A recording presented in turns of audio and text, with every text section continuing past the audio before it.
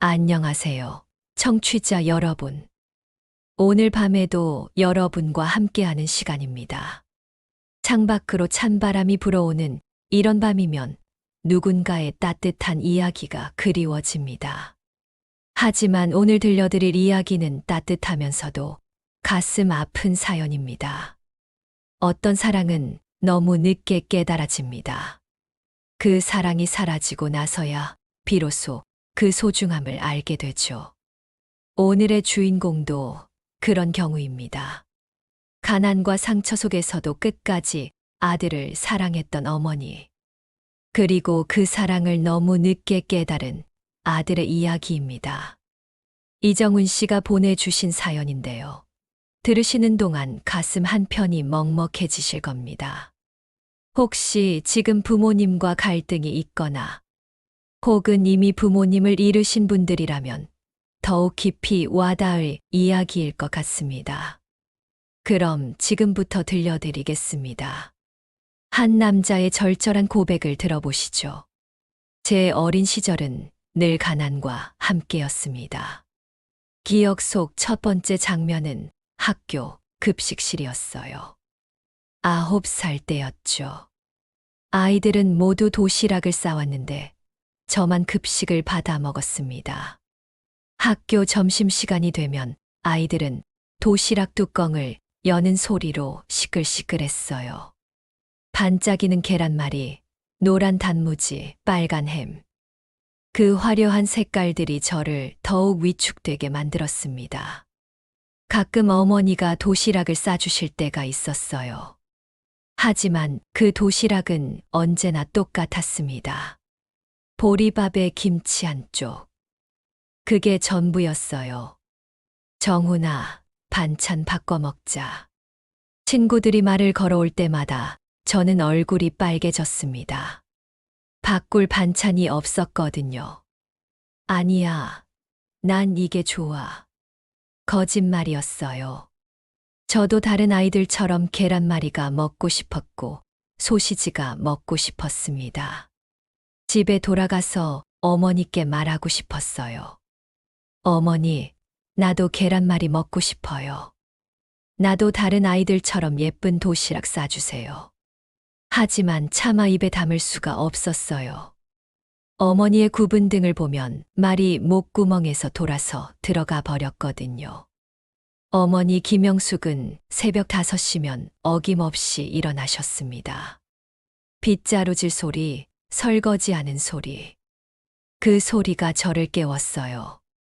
어머니는 제가 깰까봐 늘 조심조심 움직이셨습니다. 정훈아, 조용히 자라. 엄마 일하러 간다. 속삭이듯 말씀하시던 어머니의 목소리가 지금도 귓가에 맴돕니다. 그 목소리에는 미안함과 사랑이 섞여 있었어요. 어머니는 남의 집에서 허드레 일을 하셨어요. 걸레질, 빨래, 청소. 무릎이 시려도 참으셨고 손이 트고 갈라져도 참으셨습니다. 부잣집 마님들은 어머니를 하인 부리듯 했어요. 김씨, 화장실 청소 다시 해. 제대로 안 됐어. 네, 알겠습니다. 어머니는 고개를 숙이며 대답하셨습니다. 저는 그런 어머니가 안쓰러웠어요.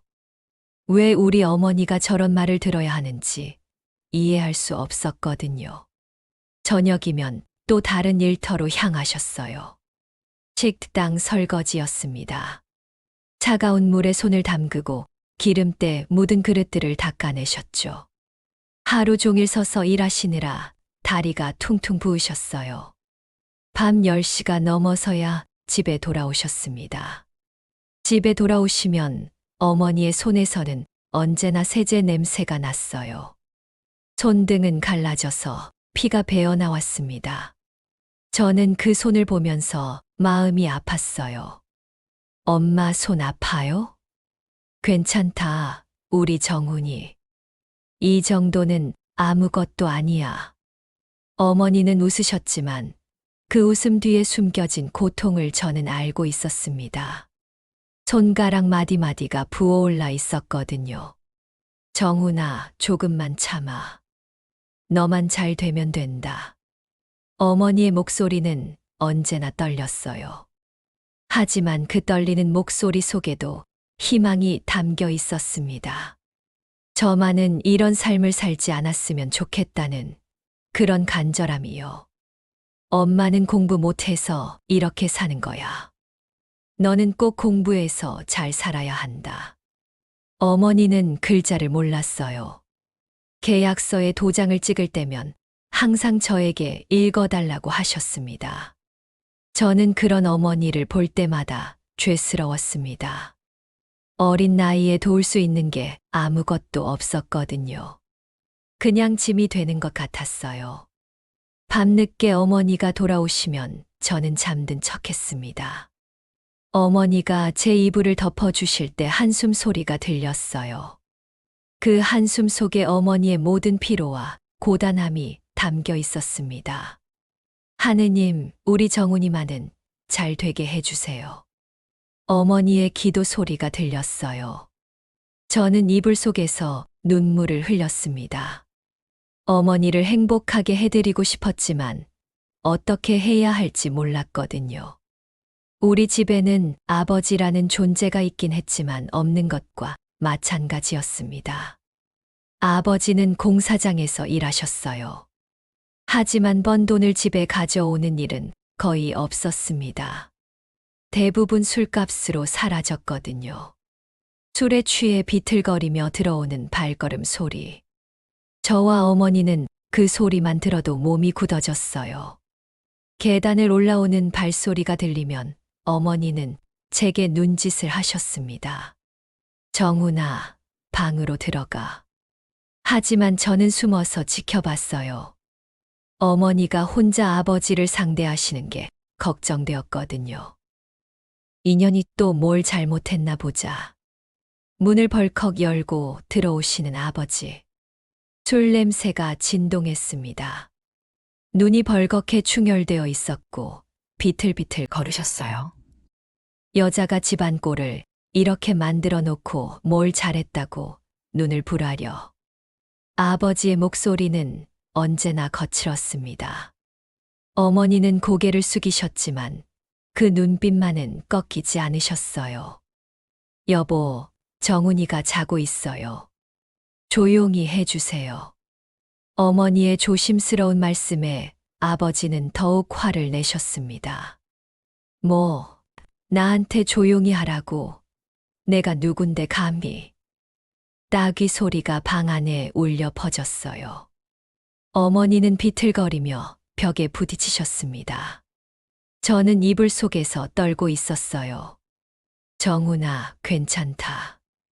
엄마, 괜찮다. 맞으시면서도 어머니는 제 걱정을 하셨습니다. 그런 어머니를 보면서 저는 분노가 치밀어 올랐어요. 하지만 어린아이가 할 수 있는 건 아무것도 없었습니다. 아버지는 집안의 돈이란 돈은 다 가져가셨어요.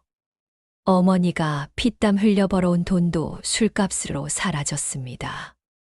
이 돈도 못 벌어오는 년이 쌀통을 뒤져서 쌀을 내다 파시기도 하셨어요.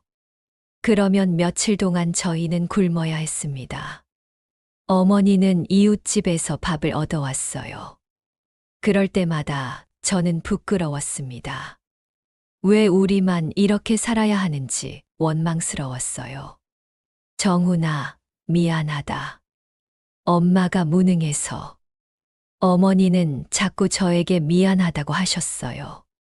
하지만 잘못한 건 아버지였는데 왜 어머니가 미안해 하시는지 이해할 수 없었습니다.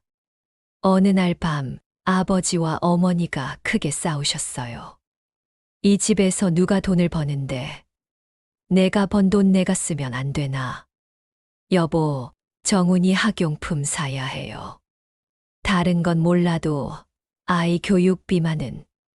교육비, 그깟 놈의 공부가 뭐가 중요해. 그날 밤 아버지는 어머니를 심하게 때리셨어요. 저는 방문을 열고 뛰쳐나갔습니다. 아버지, 그만해요. 10살짜리 아이의 목소리였지만 절규에 가까웠어요. 아버지는 저를 보고 더욱 화를 내셨습니다. 이놈이 어른한테 대드는 거냐? 아버지의 손이 제게 향했어요. 하지만 어머니가 막아서셨습니다. 정훈이는 건드리지 마세요. 어머니의 단호한 목소리였습니다. 평생 처음 들어본 강한 목소리였어요. 그 후 며칠간 아버지는 집에 들어오지 않으셨어요. 그리고 일주일 후 아버지는 그냥 사라지셨습니다. 아무 말도 없이요. 남겨진 건 빚더미뿐이었습니다. 사채어절이 집에 찾아와서 돈을 내놓으라고 했어요. 어머니는 울지 않으셨어요. 오히려 안도의 한숨을 쉬셨습니다. 정훈아, 이제 우리 둘이서 잘 살자. 너는 아버지처럼 되면 안 된다. 더 나은 사람이 되어야 한다. 어머니의 말씀이 제 가슴에 깊이 새겨졌습니다. 그때부터 저는 세상에 대한 분노를 품기 시작했어요. 왜 우리만 이렇게 살아야 하는지 이해할 수 없었거든요. 하지만 동시에 다짐도 했습니다. 절대 아버지 같은 사람이 되지 않겠다고. 어머니를 행복하게 해드리겠다고. 중학교 때부터 저는 신문 배달을 시작했습니다. 새벽 5시에 일어나서 신문을 배달하고 학교에 갔어요. 방과 후에는 우유 배달을 했습니다. 어머니 혼자 벌어서는 생활이 힘들었거든요. 정훈아, 힘들지? 아니에요, 엄마. 저는 괜찮아요. 하지만 괜찮지 않았어요. 공부할 시간도 부족했고 친구들과 놀 시간도 없었습니다. 다른 아이들이 학원에 다닐 때 저는 일을 했어요. 그래도 성적은 나쁘지 않았습니다. 공부만큼은 포기하고 싶지 않았거든요. 어머니의 꿈이기도 했고 제 꿈이기도 했으니까요. 고등학교를 졸업한 후 저에게는 2가지 선택이 있었습니다. 대학을 가거나 취직을 하거나. 정훈아, 대학 가고 싶지? 어머니가 조심스럽게 물어보셨어요. 당연히 가고 싶었습니다. 친구들은 모두 대학에 갔거든요. 하지만 현실은 냉혹했어요. 등록금은커녕 생활비도 빠듯한 상황이었습니다. 어머니의 수입만으로는 도저히 감당할 수 없었어요. 아니에요, 엄마. 저는 일하고 싶어요. 거짓말이었습니다. 가슴이 찢어질 것 같았지만 어쩔 수 없었어요. 어머니를 더 이상 고생시킬 수는 없었거든요. 정말 괜찮니? 엄마가 더 일하면. 엄마, 괜찮다니까요. 저도 어른이 됐잖아요. 어머니는 제 얼굴을 한참 들여다보셨어요. 그리고 눈물을 글썽이셨습니다. 미안하다, 정훈아. 엄마가 무능해서. 엄마, 그런 말씀 하지 마세요. 그렇게 저는 공장에 취직했습니다. 자동차 부품을 만드는 공장이었어요. 하루 12시간씩 서서 같은 동작을 반복했습니다. 드릴 소리, 기계 소음이 하루 종일 귀를 때렸어요. 퇴근할 때면 귀가 멍멍했습니다. 손은 기름때로 더러워졌고 허리는 끊어질 것 같았어요. 이게 내 인생인가? 그런 생각이 들 때마다 절망스러웠습니다. 친구들은 대학에서 꿈을 키워가는데 저는 여기서 무엇을 하고 있는 건지. 공장 동료들은 대부분 저보다 나이가 많았어요. 그들의 이야기를 들으면 더욱 우울해졌습니다. 야, 정훈아. 젊을 때 공부 안 하면 평생 이렇게 산다. 너라도 야간대학이라도 가라. 선배들의 조언이었지만 현실적으로 불가능했어요. 야간대학을 다닐 여유도 없었거든요. 밤늦게 집에 돌아오면 어머니는 언제나 밥상을 차리고 기다리셨어요. 보리밥에 김치찌개, 그게 전부였지만 어머니의 사랑이 담겨 있었습니다. 정훈아, 고생 많았다. 우리 아들 대견하다. 엄마, 저 괜찮아요. 하지만 괜찮지 않았어요. 세상에 뒤처지고 있다는 불안감이 저를 짓눌렀습니다. 다른 사람들은 앞으로 나아가는데 저만 제자리에 있는 것 같았어요. 어머니는 제 마음을 아셨나 봅니다. 정훈아, 내가 내 자랑이다. 이렇게 열심히 사는 내가 자랑스럽다. 그 한마디에 피로가 눈 녹듯 사라졌어요. 어머니의 인정이 저에게는 그 무엇보다 소중했거든요. 하지만 마음 한편에는 죄책감이 무겁게 자리 잡고 있었습니다. 어머니가 원하시는 삶을 주지 못하고 있다는 생각이 들었어요. 어머니는 저에 대한 더 큰 꿈을 가지고 계셨을 텐데. 공장에서 일하는 동안 저는 야간 고등학교에 다녔습니다. 검정고시를 준비하면서 언젠가는 대학에 가겠다는 꿈을 포기하지 않았어요. 퇴근 후 학교에 가서 공부하고 집에 돌아오면 밤 12시가 넘었습니다. 피곤했지만 포기할 수 없었어요. 어머니는 제가 공부하는 모습을 보시면 눈물을 글썽이셨습니다. 우리 정훈이 공부하는 모습이 제일 멋있다. 그렇게 격려해 주시는 어머니 덕분에 저는 버틸 수 있었습니다. 언젠가는 어머니를 자랑스럽게 해드리겠다는 마음으로요. 28살 되던 해, 저는 사랑하는 여자를 만났습니다. 수진이라는 이름의 그녀는 밝고 예뻤어요. 같은 공장에서 일하는 동료였습니다. 처음에는 그냥 친구였어요. 정훈 씨, 점심 같이 먹어요. 수진이 먼저 말을 걸어왔습니다. 그렇게 조금씩 가까워졌어요. 수진도 어려운 환경에서 자랐습니다. 아버지가 일찍 돌아가셔서 어머니와 단둘이 살았어요. 그래서 저희 처지를 이해해 주었습니다. 정훈 씨, 우리 비슷한 처지네요. 그러게요. 힘들게 사시네요. 서로의 아픔을 나누면서 더욱 가까워졌어요. 1년 정도 사귄 후 결혼 이야기가 나왔습니다. 정훈 씨, 저와 결혼해 주세요. 먼저 프러포즈한 건 수진이었습니다. 그때가 제 인생에서 가장 행복한 순간이었어요. 수진아, 나 같은 사람이랑 결혼해도 괜찮겠어. 바보, 당신 같은 사람이니까 좋은 거죠. 결혼 준비를 하면서 수진은 우리 집에 자주 왔습니다. 처음에는 어머니를 잘 따랐어요. 어머님, 정훈이한테 요리 가르쳐 주세요. 우리 수진이가 배우겠다는데 기분 좋네. 어머니도 수진을 좋아하셨습니다. 며느리를 얻었다며 기뻐하셨어요. 그동안 저만 바라보고 사셨는데 이제 가족이 늘어났다고 좋아하셨습니다. 결혼식은 소박했습니다. 돈이 많지 않았거든요. 공장 동료들과 몇몇 친척들만 참석했어요. 하지만 어머니는 그 날이 인생에서 가장 행복한 날이라고 하셨어요. 우리 정훈이가 장가를 가다니.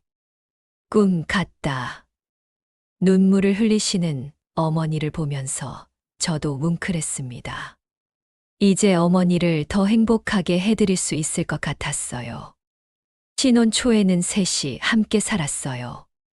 좁은 집이었지만 행복했습니다. 수진도 어머니를 잘 모셨고 어머니도 며느리를 예뻐하셨어요. 어머님, 제가 설거지 할게요. 아니다, 수진아. 신부가 어떻게 그런 일을. 어머니와 수진이 서로 양보하는 모습이 보기 좋았어요. 이런 평화가 계속될 줄 알았습니다. 하지만 그 행복은 오래가지 못했습니다. 수진이 임신을 했을 때부터 갈등이 시작되었어요. 아이가 생기니까 집이 더욱 좁게 느껴졌습니다. 그리고 육아비에 대한 부담도 커졌어요. 여보, 우리 따로 살면 안 될까요? 수진이 조심스럽게 말을 꺼냈어요. 어머니와 따로 살고 싶다는 뜻이었습니다. 수진아, 어머니를 어떻게 혼자 둬? 저는 당황스러웠어요. 어머니를 혼자 두고 갈 수는 없었거든요. 평생 저만 바라보고 사신 분인데, 당신은 언제까지 엄마만 붙들고 살 거예요? 우리도 우리 삶이 있잖아요. 수진의 목소리가 점점 날카로워졌습니다. 임신으로 예민해진 것도 있었지만 진심이 담긴 말이었어요. 아이가 태어나면 더 복잡해질 거예요. 그럼 어머님도 힘드시잖아요. 수제 말도 일리가 있었어요. 하지만 저는 대답을 할 수 없었습니다. 어머니와 아내 사이에 끼어서 숨이 막혔어요. 어머니는 그런 우리를 보시며 눈치만 보셨어요. 조용히 물러서려 하셨습니다. 정훈아, 엄마는 괜찮다. 너희 둘이 행복하면 돼. 그런 어머니의 모습이 더 괴로웠습니다. 평생 저만을 위해 살아오신 어머니인데 이제 와서 짐이 되어서는 안 되는 거 아닌가요? 결국 저희는 따로 살기로 했습니다. 어머니는 혼자 남겨두고 저희는 새 집으로 이사했어요. 어머니는 혼자서도 충분히 살 수 있다고 하셨지만 마음이 아팠습니다. 이사 가는 날 어머니는 웃으며 배웅해 주셨습니다. 잘 살아라, 우리 정훈이. 자주 얼굴 보자. 하지만 그 웃음이 얼마나 쓸쓸한지 저는 알 수 있었어요. 가슴이 찢어질 것 같았지만 어쩔 수 없었습니다.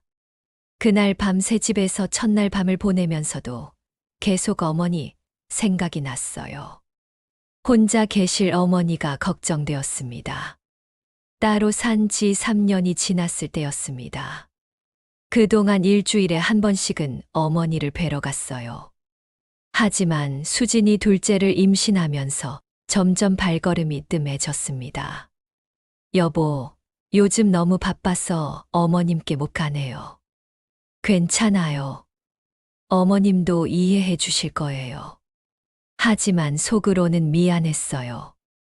어머니 혼자 계시는데 자주 가지 못해서요. 어느 날 저녁 어머니에게서 전화가 왔어요. 정훈아, 엄마 좀 아픈 것 같다.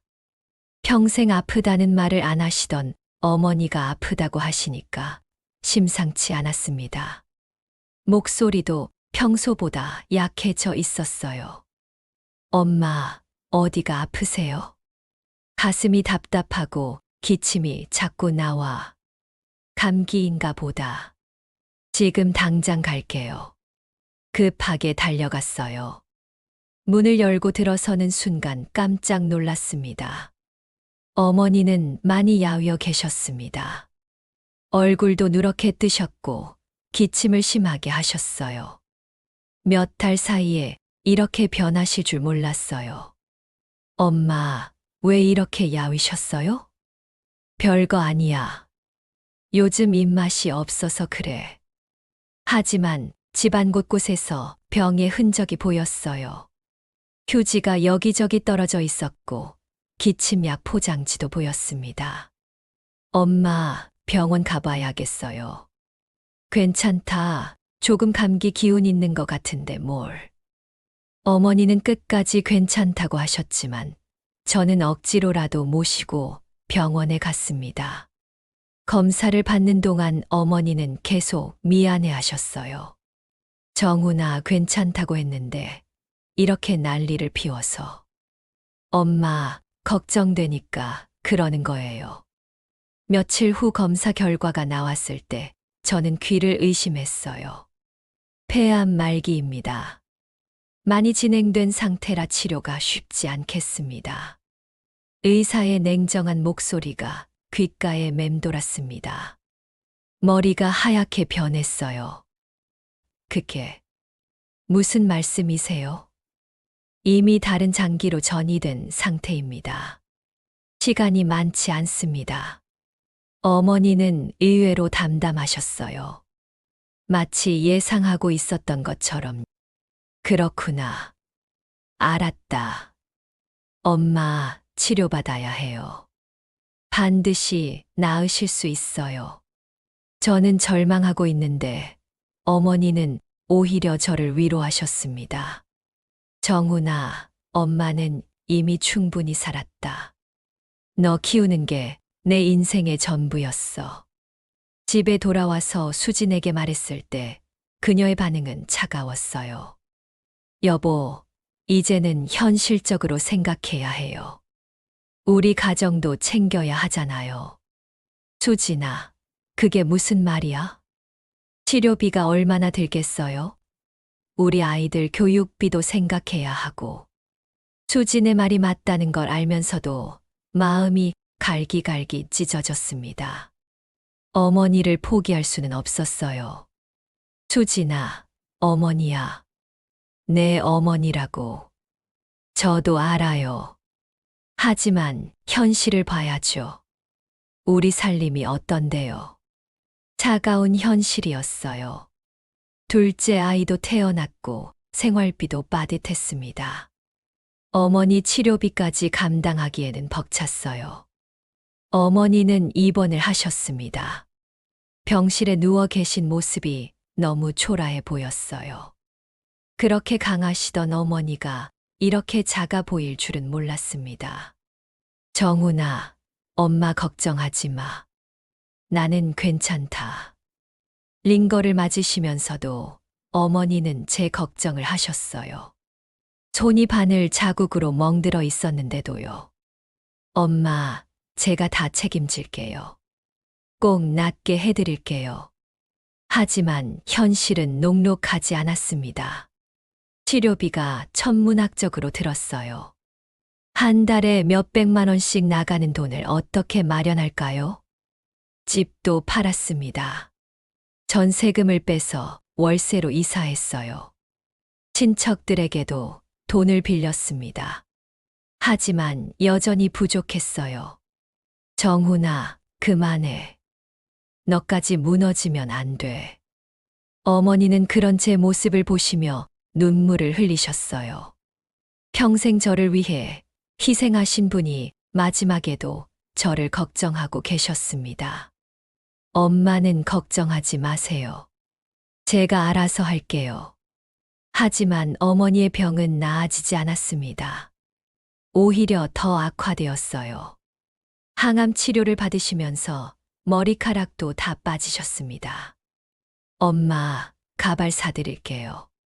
괜찮다. 이런 거 뭐하러 써? 어머니는 모든 걸 포기하신 것 같았어요. 치료보다는 저를 걱정하시는 시간이 더 많으셨습니다. 어머니의 마지막 날이 왔습니다.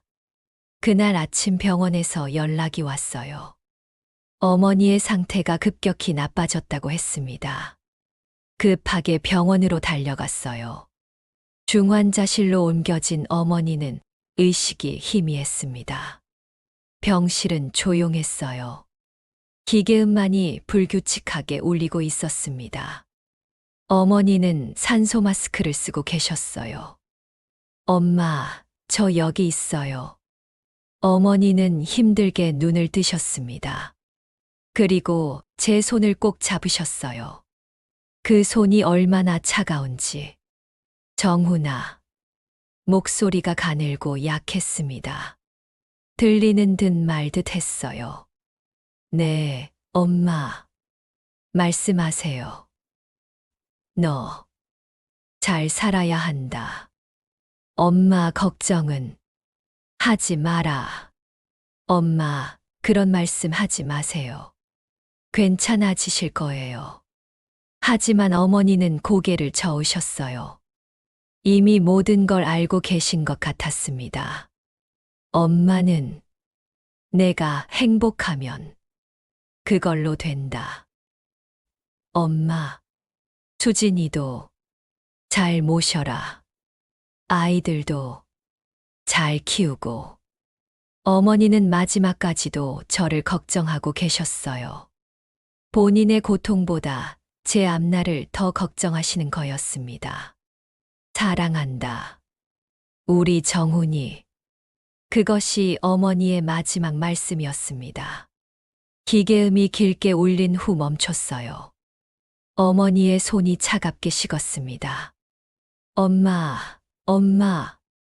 저는 차가워진 어머니의 손을 붙잡고 울부짖었습니다. 엄마, 나 아직 아무것도 못했어요. 엄마, 일어나 봐요. 목이 터져라 불러도 대답은 돌아오지 않았어요. 눈물이 얼굴을 적셨지만 아무 소용이 없었습니다. 간호사가 와서 저를 달랬지만 소용없었어요. 세상이 무너진 것 같았습니다. 수지는 조용히 등을 돌렸고 친척들은 무심하게 장례 절차만 논했어요. 저는 세상에 홀로 남겨진 듯한 고립감을 느꼈습니다. 정훈아, 이제 그만하자. 어머니도 편히 가시게. 삼촌의 말에 저는 정신을 차렸어요. 하지만 마음은 텅 빈 것 같았습니다. 어머니가 떠나시고 나니까 세상이 텅 빈 것 같았어요. 그동안 어머니가 제 인생의 전부였다는 걸 그때서야 깨달았습니다. 장례식장에서 조문객들이 위로의 말을 건넸지만 귀에 들어오지 않았어요. 그저 어머니의 마지막 모습만이 머릿속에 맴돌았습니다. 고인의 명복을 빕니다. 힘내세요. 사람들의 말이 공허하게 들렸어요. 어머니를 잃은 이 상실감을 누가 이해할 수 있을까요? 장례식을 치르는 3일 동안 저는 제대로 먹지도 자지도 못했어요. 어머니가 정말 돌아가셨다는 게 믿어지지 않았거든요. 발이 나는 날 관을차에 싣는 순간이 가장 힘들었어요. 정말 마지막이라는 게 실감났거든요. 엄마, 가지 마세요. 마지막까지 매달렸지만 어머니는 돌아오지 않았습니다. 장례가 끝난 후 저는 매일 술에 의지했습니다. 집에 돌아와서는 혼자 소주를 마시며 어머니를 그리워했어요. 어머니의 웃음소리, 마지막 눈빛이 머릿속에서 떠나지 않았습니다. 엄마, 미안해요. 제가 잘못했어요. 술에 취해서 중얼거렸어요. 왜 그때 더 잘해드리지 못했을까? 왜 더 자주 안부를 묻지 못했을까? 후회만 밀려왔습니다. 어머니가 아프다고 하셨을 때 더 빨리 병원에 모시고 갔다면, 치료비 걱정 없이 최선의 치료를 받게 해드렸다면, 수지는 그런 저를 보며 한숨만 쉬었어요. 여보, 그만 좀 해요. 아이들도 있는데 이렇게 살 거예요? 수진아, 나 혼자 좀 있게 해줘. 저는 아무와도 대화하고 싶지 않았어요. 어머니만 보고 싶었습니다. 아이들이 와서 안아달라고 해도 마음이 내키지 않았어요. 어머니 생각에 빠져서 다른 건 아무것도 할 수 없었거든요. 직장에서도 집중할 수 없었어요. 일하다가도 멍하니 있을 때가 많았습니다. 상사는 저를 불러서 말했어요. 이정훈 씨, 요즘 상태가 안 좋은 것 같은데 괜찮습니까? 죄송합니다.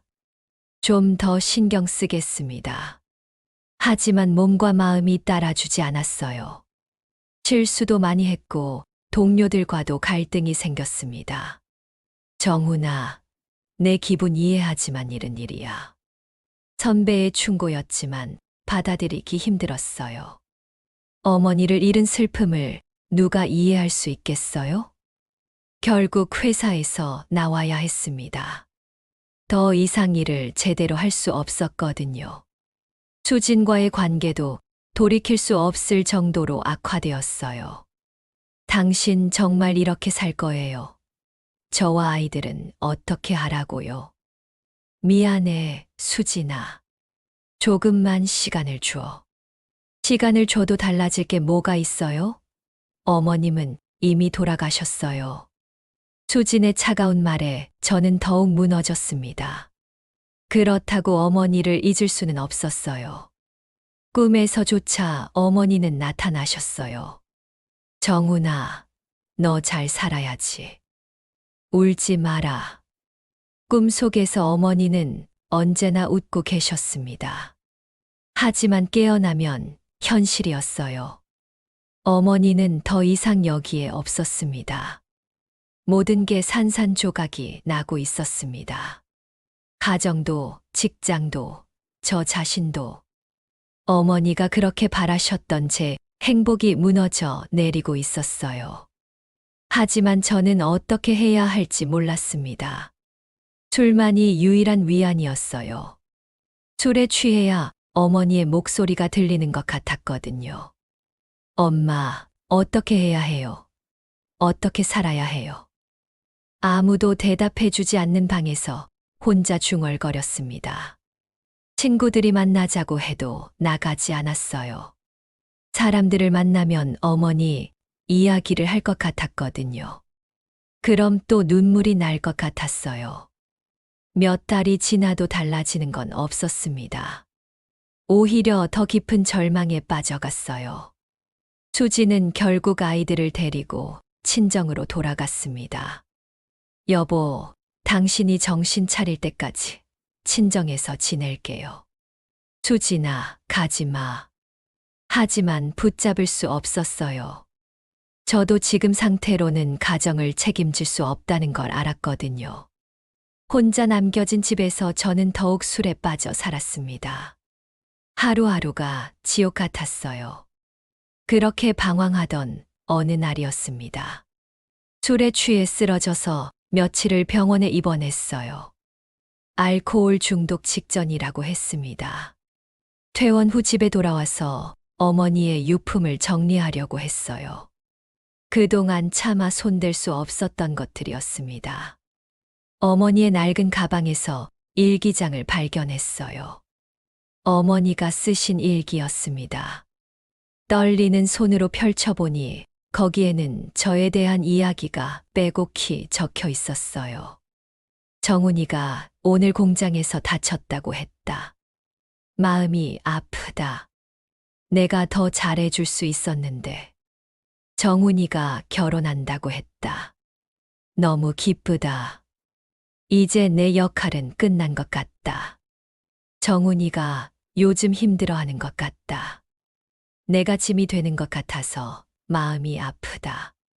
어머니의 글을 읽으면서 눈물이 펑펑 쏟아졌어요. 어머니는 마지막 순간까지도 저 걱정만 하고 계셨던 거였습니다. 정훈이가 자주 오지 못해도 이해한다. 바쁘니까. 그래도 가끔 전화라도 해줬으면. 이 글을 읽고 가슴이 찢어졌어요. 어머니가 얼마나 외로우셨을까요? 병원에서 정훈이가 울던 모습이 자꾸 생각난다. 내 때문에 고생하는구나. 정훈이는 착한 아이다. 나보다 수진이와 아이들을 더 생각해야 한다.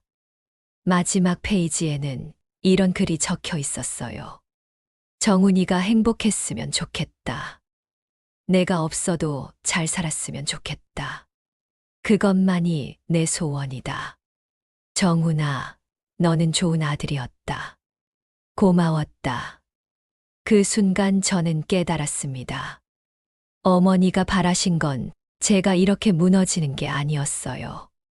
끝까지 살아내는 것, 그것이 어머니께서 남긴 마지막 유언이었습니다. 엄마, 이제 알겠어요. 저는 무릎을 꿇고 어머니의 사진 앞에서 다짐했습니다. 엄마, 이제라도 제대로 살아볼게요. 엄마가 바라시던 그런 사람이 되어볼게요.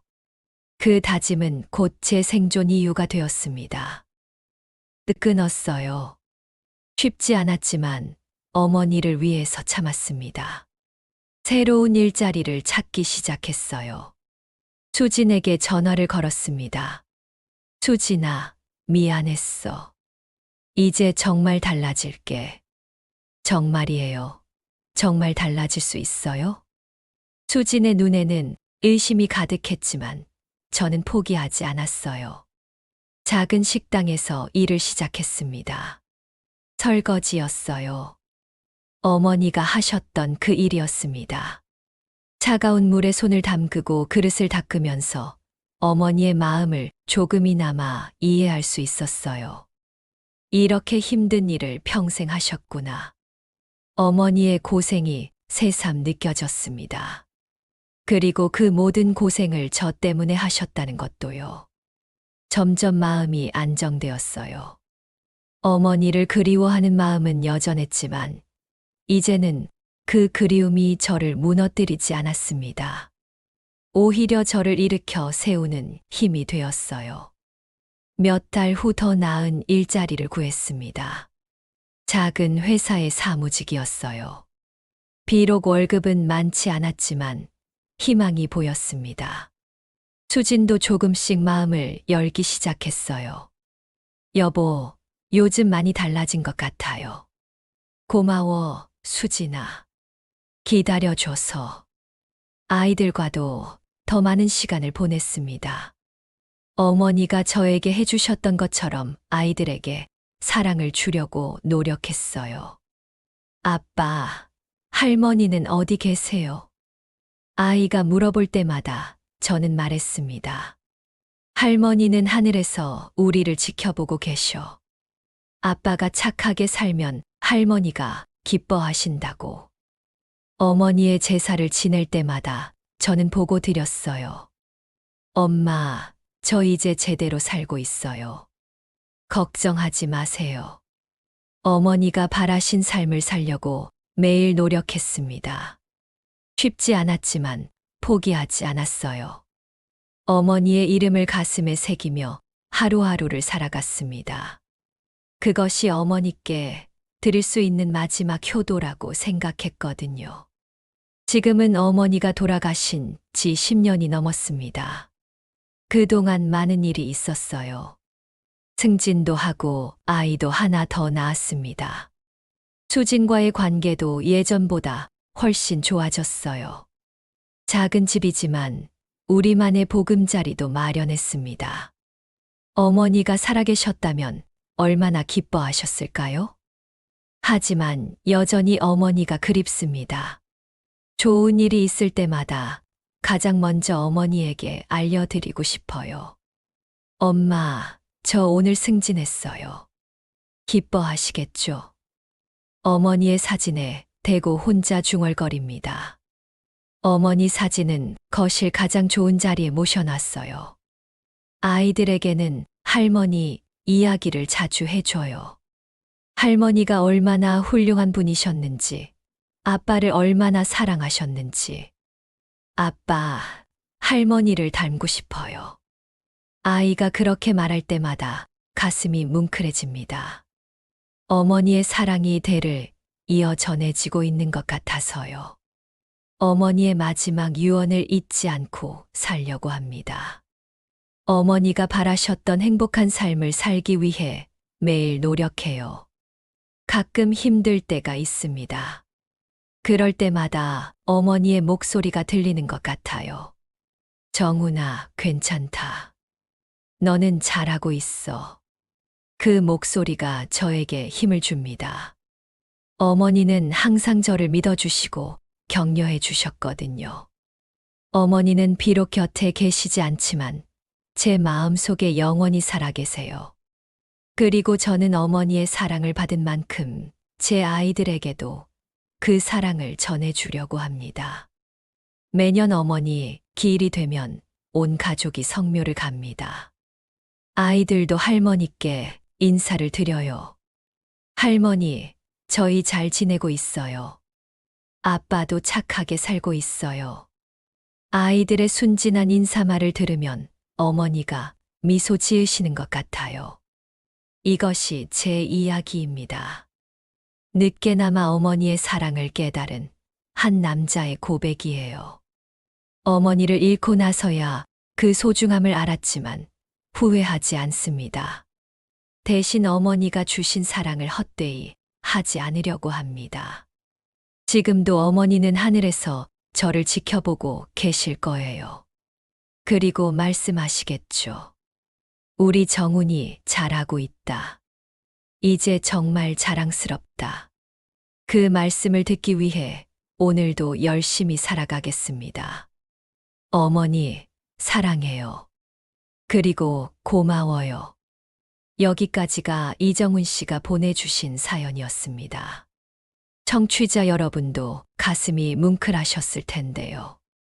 마지막까지 아들을 걱정하시던 어머니의 마음, 그리고 그 사랑을 깨닫고 새롭게 살아가려는 아들의 모습이 참 감동적이었습니다.